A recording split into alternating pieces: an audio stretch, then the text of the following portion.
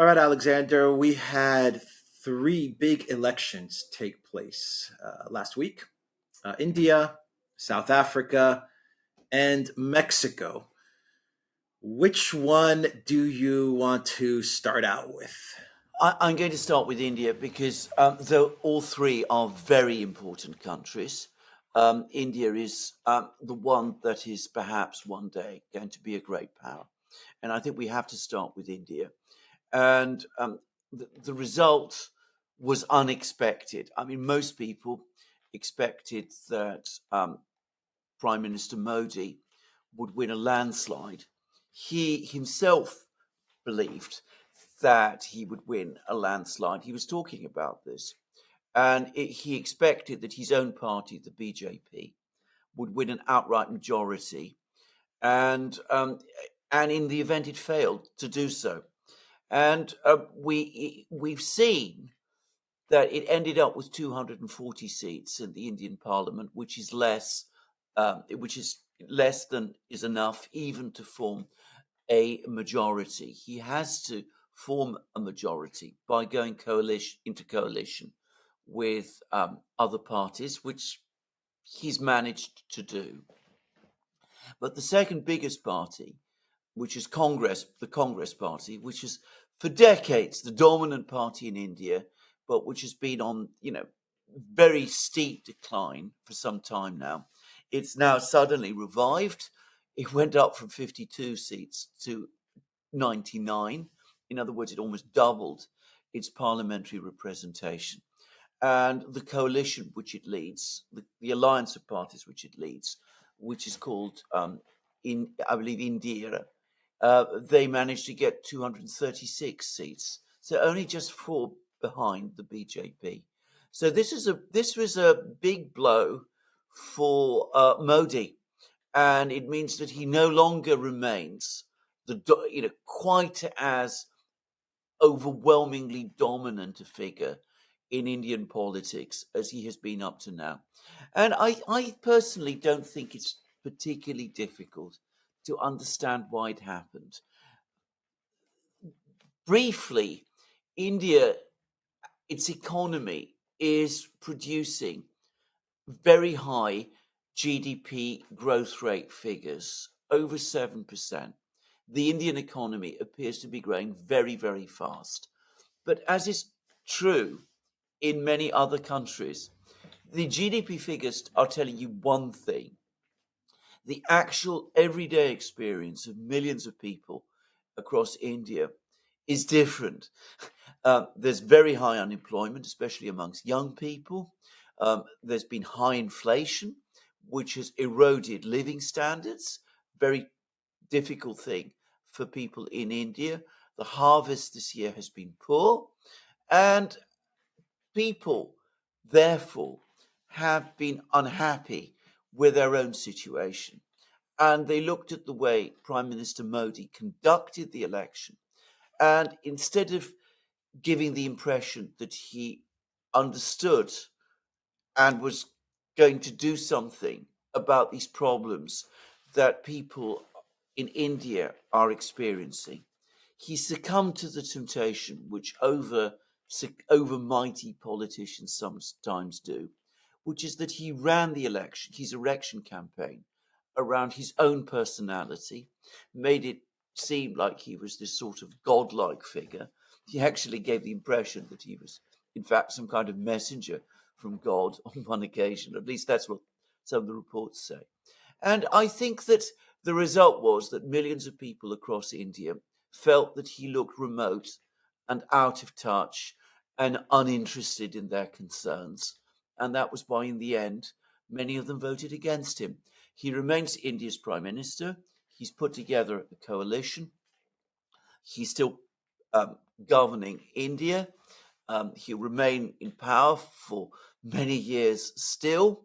And it is important to stress that the geopolitical alignments that India has made are not going to change. If we're talking about India's foreign relations, the BJP, the party that Modi leads, is the party that has been most pro-American and most critical of China.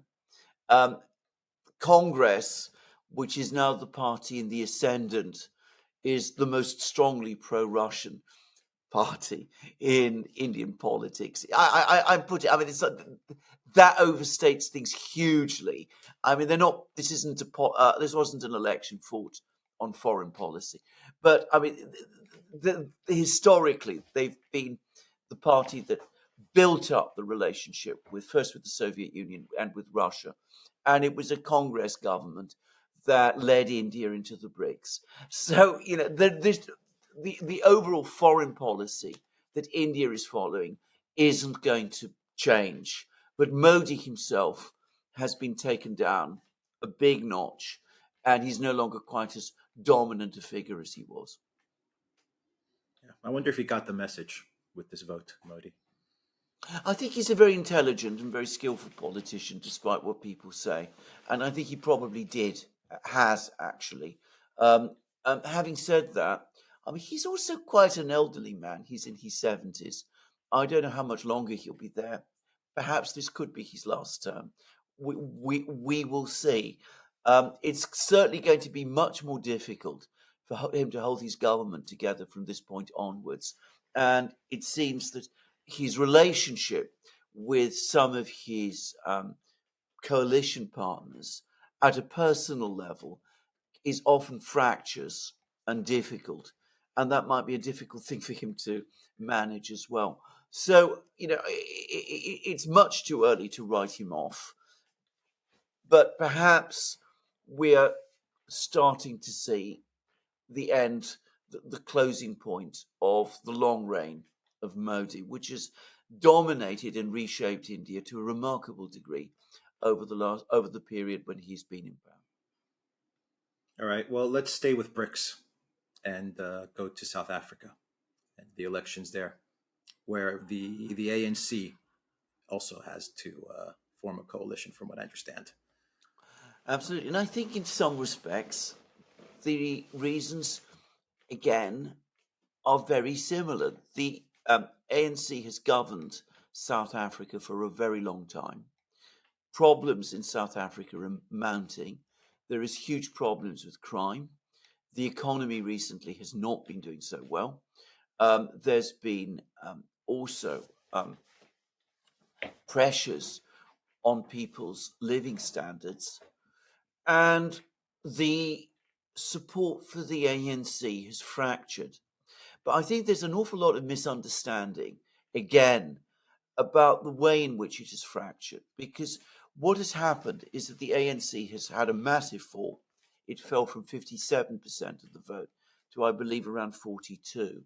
But if you look at the people who gained, one is a party led by the former president, Zuma, who positions himself to the left of the ANC. And there's another party which also positions itself to the left of the ANC. Now, I know there's an awful lot of people who are skeptical about all of this and whether these alignments are real. But essentially, what happened is that the ANC's electorate, unhappy with the ANC, feeling again that President Ramaphosa is out of touch, aloof, remote figure in some ways, doesn't seem to be particularly connected with their problems. They've shifted, some of them have shifted to more radical parties or parties that claim to be more radical, and which in a sense could be described as breakaways from the ANC. In Zuma's case, there's also an ethnic thing because apparently he comes from Zululand, and the people there, a lot of the people there have unsurprisingly voted for his party, and that took away votes from the ANC in that particular region. So again, this poses serious problems for the ANC and for South Africa, which, as I said, has not been governed well over the last 10, 20 years, long time. But it's not going to change South Africa's major geopolitical alignments. Again, there are in South Africa, there are openly pro-Western parties. The Democratic Party, which is the main opposition party, is straightforwardly pro-Western, but it got 23% of the vote. It increased its share of the vote, but it's not going to achieve power. It's not the main rival to the ANC. The ANC's foreign policy, again, is not the issue in this election. And South Africa's BRICS membership is not the issue either. If we're talking about Zuma, as president of South Africa, he had a good relationship with Putin. And of course, he was a major player within BRICS. So, a country that has been rumored to want to enter BRICS, every now and again you hear rumors about Mexico wanting to enter BRICS. They had an election and the party remained the same, but we have a new president in Claudia Sheinbaum, AMLO, Obrador. For the Morena party, it looks like he will have his policies passed on to Claudia Sheinbaum, and many of the things will remain the same in Mexico. What is your take there? Exactly. This is a vote for continuity, and one which has been reinforced with apparently the biggest vote for a president in any Mexican election. I mean, she just swept the board. And again, it's perhaps not difficult, again, to explain why. First of all, Mexico's economy has been doing reasonably well. I mean, there's been growth. Mexico's become a major trading partner for the United States. We'll come to that in a moment. It's receiving investment from China. And at the same time, Lopez Obrador, the previous president, who is a socialist, as he says, has been conducting redistributive policies. He's been launching various social programs which are popular with a large proportion of Mexico's poorer population. And given the combination of a relatively strong economy and the popularity of these policies, and given the demographic balance in Mexico, the result in itself is unsurprising. Now, there are problems because, again, it's a little bit like what happened about a decade ago in Brazil, in that in Brazil you had a very charismatic, very popular leftist president who was Lula. His term then ended. He was replaced by his successor, Dilma Rousseff.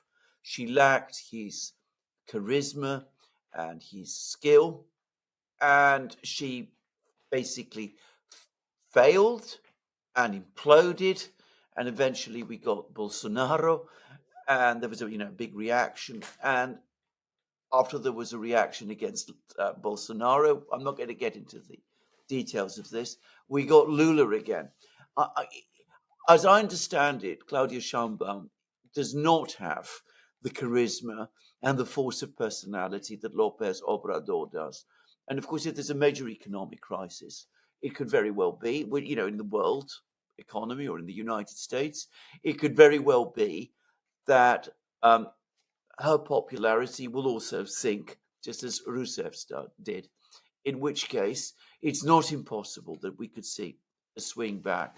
Now, one of the things that López Obrador absolutely failed to do, despite claims to the contrary, he failed to bring under control the incredible crime wave that exists in Mexico. I mean, the number of people killed is, it's somewhere around 30,000 a year, which is astonishing. And I've seen some suggestions that the true death toll might be higher still.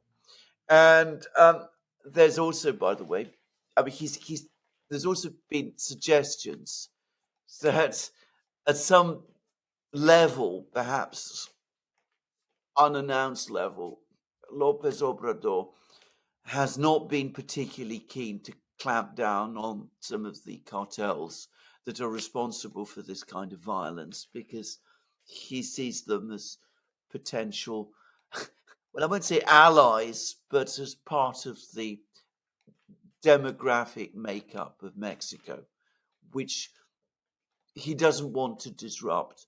Now, his voters, the poorer voters who supported him and who supported Sheinbaum in this election, um, they're not. They clearly prefer the social programs at the moment to a resolution of the crime wave.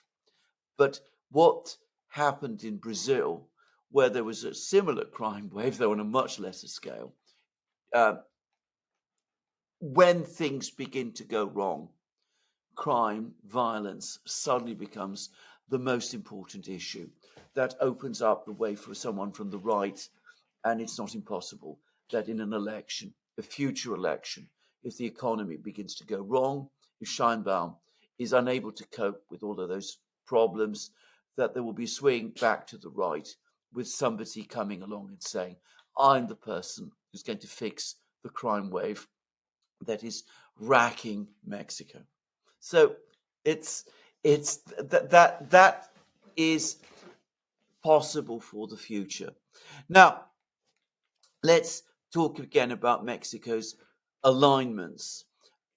They're not going to change. I mean, Sheinbaum is going to continue the same policies as Lopez Obrador has done.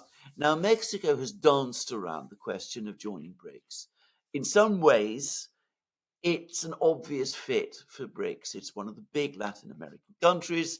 It's led by leaders who appear to value their independence. There's some similarities in political orientation between Lopez Obrador and Scheinbaum and, say, Lula in Brazil. You would have thought that they would want to join BRICS. They haven't done so, despite the fact that every so often they kick against the United States. I mean, Lopez Obrador, for example, has talked about granting asylum to Julian Assange. Just for example, just to give an example of how they sometimes kick against the US, they've taken a very similar policy to the rest of the global South over the Ukraine crisis.